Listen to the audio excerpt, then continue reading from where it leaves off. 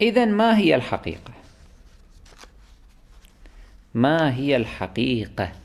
ما الذي جرى فعليا في ذلك اليوم؟ وما قصة صلاة أبي بكر هذه؟ كيف وقعت؟ كيف جرت؟ في الواقع الحال إنا نجد الحقيقة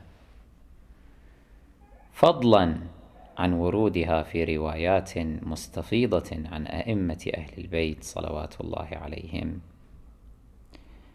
إلا أنها أيضا جاءت في بعض الروايات التي رواها أهل الخلاف عن لسان أمير المؤمنين صلوات الله وسلامه عليه أنه اتهم عائشة بأنها هي التي زورت أمر رسول الله صلى الله عليه وآله وعينت أباها لإمامة المصلين في ذلك اليوم، وأن عليا بسبب هذا كان يدعو عليها في خلواته، وأن رسول الله لما قال لعائشة إن كن صواحب يوسف إنما قال ذلك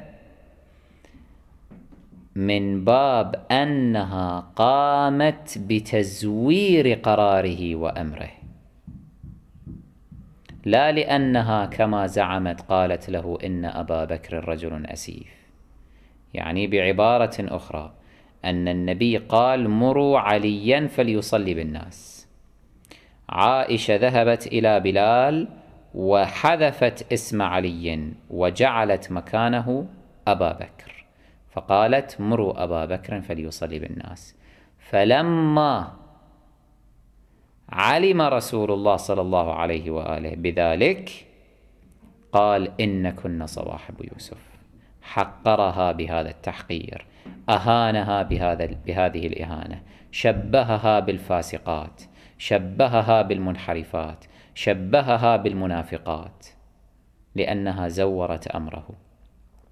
فعلى هذا الوجه قال لها إن كن صواحب يوسف.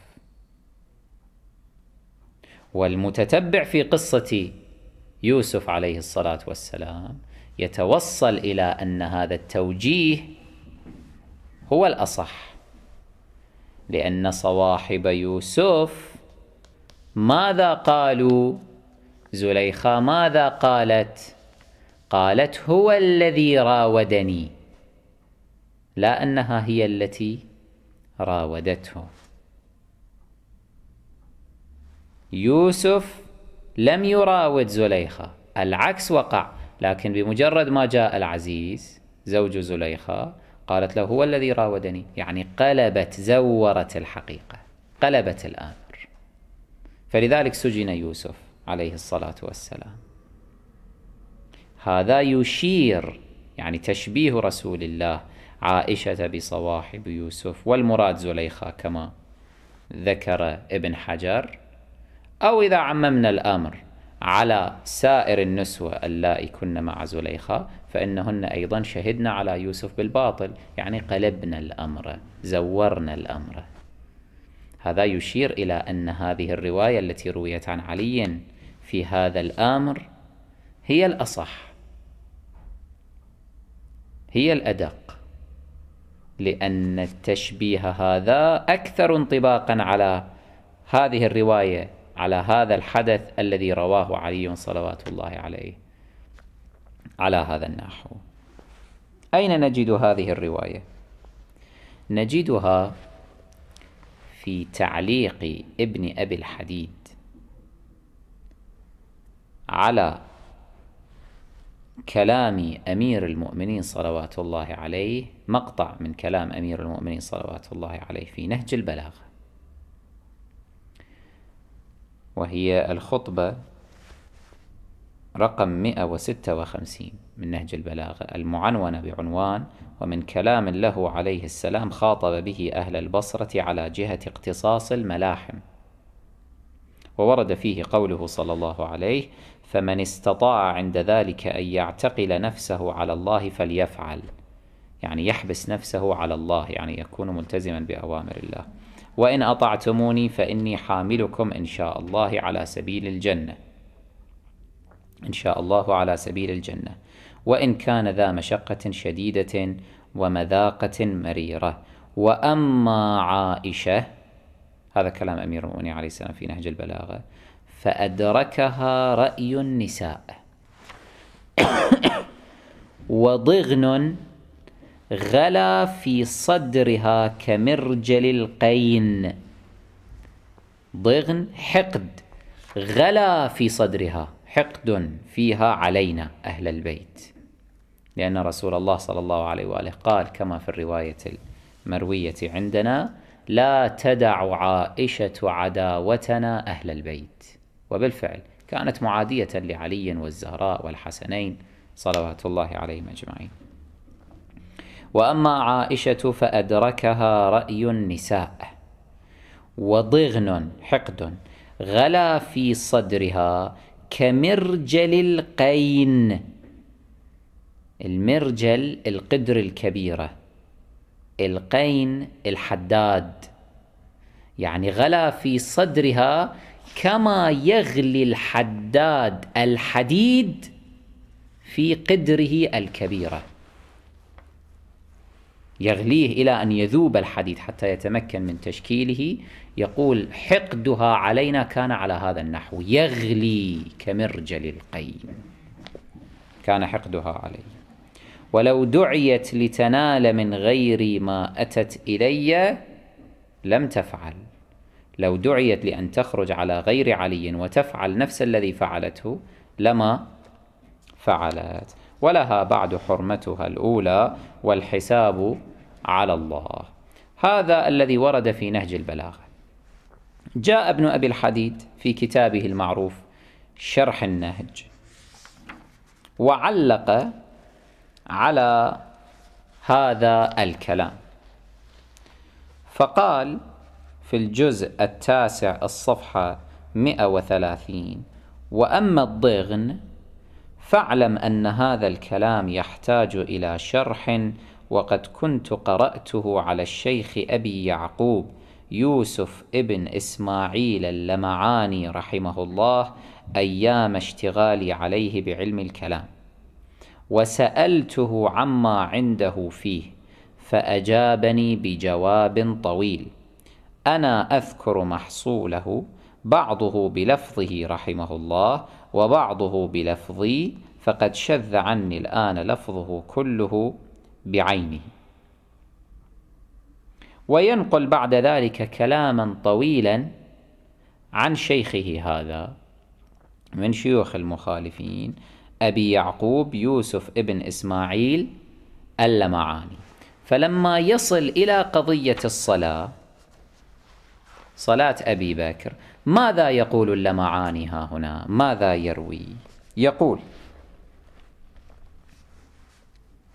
فلما ثقل رسول الله صلى الله عليه وآله وسلم في مرضه أنفذ جيش أسامة وجعل فيه أبا بكر وغيره من أعلام المهاجرين والأنصار، فكان علي عليه السلام حينئذ بوصوله إلى الأمر أي إلى الخلافة إن حدث برسول الله صلى الله عليه وآله حدث أوثق. رسول الله يعني علي عليه السلام كان واثقا أنه أقرب إلى الخلافة، إذ إن النبي أبعد أبا بكر وغيره من أعلام المهاجرين والأنصار عن مسرح الأحداث في المدينة، وتغلب على ظنه أن المدينة لو مات النبي لخلت من منازع ينازعه الأمر بالكلية فيأخذه صفوا عفوا، يأخذه بشكل سهل، انتقال سلس للسلطة، وتتم له البيعة، فلا يتهيأ فسخها لو رام ضد منازعته عليها، لا يتمكن أحد من أن يفسخ البيعة. فكان من عود أبي بكر من جيش أسامة بإرسالها إليه أي عائشة، أي أن عائشة أرسلت إلى أبيها أن عد من جيش أسامة، فإن النبي قد ثقل وحاله أصبحت خطيرة، ويجب عليك أن تتواجد الآن حتى لا تنصرف الخلافة إلى غيرك. وبعبارة أخرى، كانت عائشة متواطئة مع أبيها وصاحبه عمر على إيقاع الانقلاب على الشرعية بعد رسول الله صلى الله عليه وآله.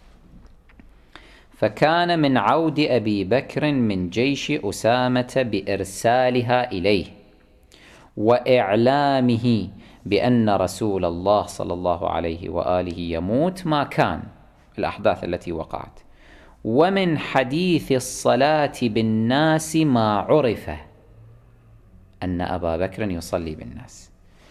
فنسب علي عليه السلام إلى عائشة أنها أمرت بلالا مولى أبيها أن يأمره فليصلي بالناس.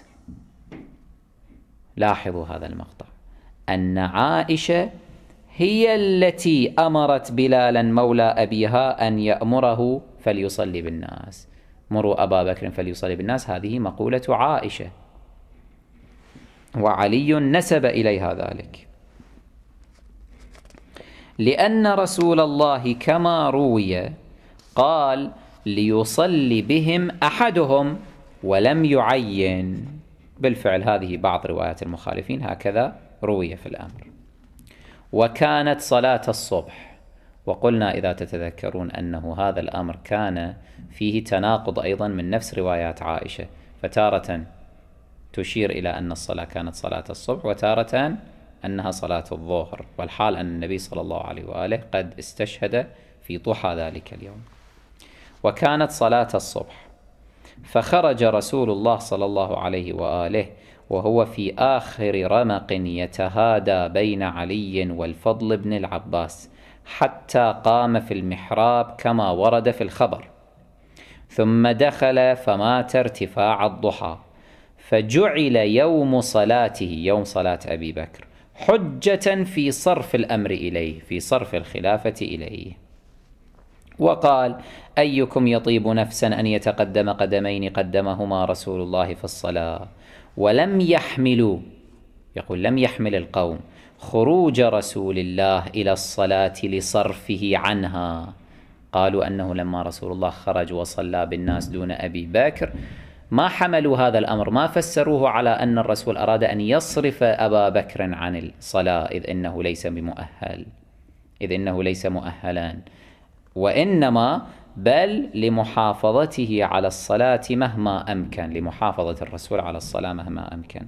فبويع على هذه النكتة التي اتهمها علي، اتهم عائشة على أنها ابتدأت منها، أي أن عائشة هي التي بدأت المؤامرة وعينت أباها.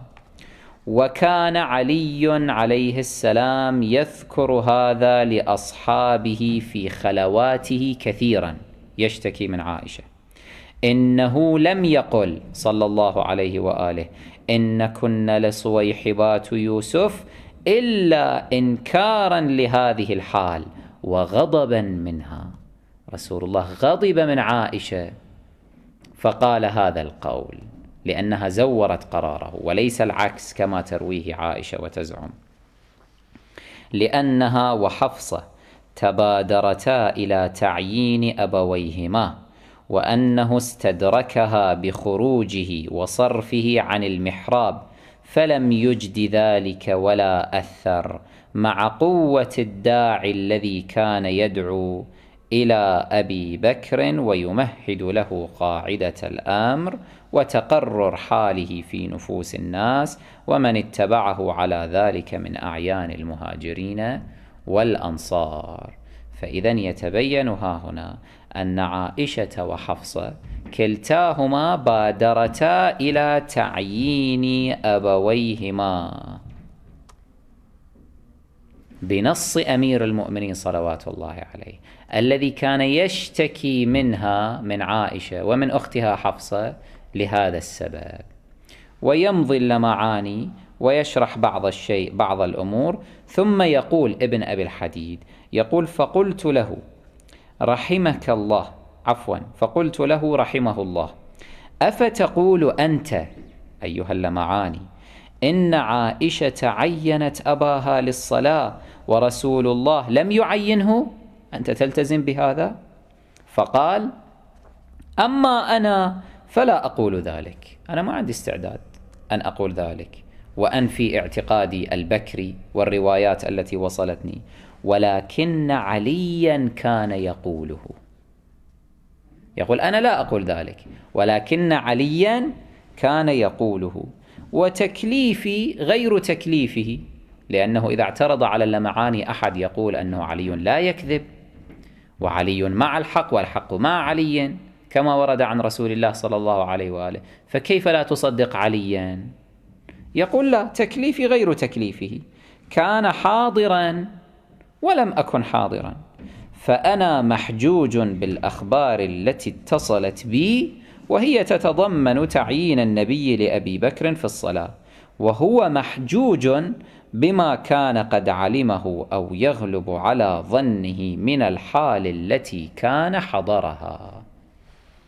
النص واضح أن عليا اتهم عائشة وحفصة بأنهما دبرتا تعيين أبويهما، وتم الأمر لعائشة فعينت أباها، ورسول الله اكتشف المؤامرة فجاء وعزل أباها وقال لها: إن كن صواحب أو صويحبات يوسف. هكذا تجلت الحقيقة، وكل المؤشرات والتحليلات تشير إلى صدق هذا الذي ذكره أمير المؤمنين صلوات الله عليه، إذ لا معنى لأن يأمر النبي شخصا وقد أمره بالأمس أن يكون خارج المدينة، هذا لا يعقل. لا معنى لأن يقوم ويعزله عن الصلاة إن كان مرضيا عنده.